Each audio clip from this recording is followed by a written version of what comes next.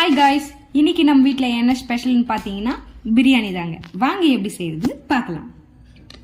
First ஒரு pan நல்லா heat பண்ணிவிட்டு, பேன் நல்லா ஹீட் ஆனதும் தேவையான அளவு ஆயில் ஆட் பண்ணிவிட்டு, ஆயில் நல்லா ஹீட் ஆனதும் பட்டை, லவங்கு, ஏலக்காய் போட்டு நல்லா பொரிஞ்சதும் நம்ம கட் பண்ணி வச்ச வெங்காயம் போட்டு நல்லா ஃப்ரை பண்ணணுங்க. இன்றைக்கி இந்த பிரியாணியோட ஸ்பெஷல் என்னென்னு பார்த்தீங்கன்னா எங்கள் ஹஸ்பண்டோட பர்த்டே தாங்க. வெங்காயம் நல்லா ஆயிலில் ஃப்ரை ஆனதும் இப்போ இந்த டைமில் பார்த்தீங்கன்னா ஒரு கைப்பிடி அளவு புதினா, ஒரு கைப்பிடி அளவு கொத்தமல்லி, நம்மளுக்கு டேஸ்ட்டுக்கு ஏற்ற மாதிரி 4 பச்சை மிளகா போட்டுட்டு ஆயிலே ஃப்ரை பண்ணணுங்க.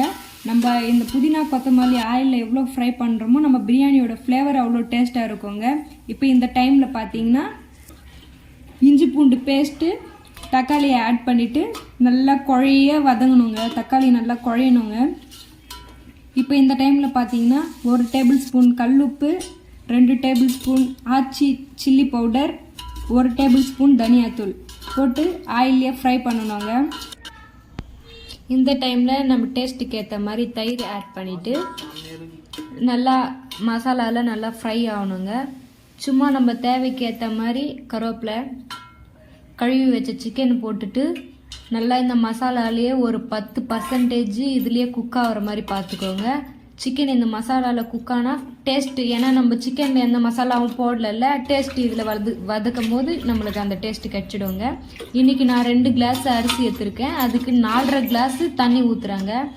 இந்த தண்ணி நல்லா கொதித்ததும் ஒரு 10 நிமிஷம் மூடி போட்டு வச்சிங்கன்னா கொதிச்சுடுங்க. இப்போ பாருங்கள் இந்த அளவுக்கு கொதித்த பிறகு நம்ம கழுவி வச்ச அரிசியை சேர்த்துட்டு நல்லா கலக்கலாங்க. நல்லா இன்றைக்கி நான் வீட்டில் யூஸ் பண்ணுற அரிசி தாங்க எடுத்துருக்கேன், பிரியாணி அரிசி எதுவும் யூஸ் பண்ணல. இப்போ இந்த டைமில் டேஸ்ட் பார்க்கலாங்க.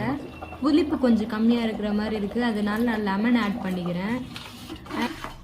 தண்ணி நல்லா ட்ரை ஆக விட்டுட்டு தம் போட்டு எடுத்தால் நம்ம பிரியாணி ரெடி. இதுதாங்க என்னோடய ஃபஸ்ட்டு வீடியோ. ப்ளீஸ் லைக் பண்ணுங்கள், ஷேர் பண்ணுங்கள், சப்போர்ட் பண்ணுங்கள். தேங்க்யூ. மறக்காமல் சப்ஸ்கிரைப் பண்ணுங்கள். நம்ம போஸ்ட் பண்ணுற எல்லா வீடியோவும் உங்களுக்கு வருங்க.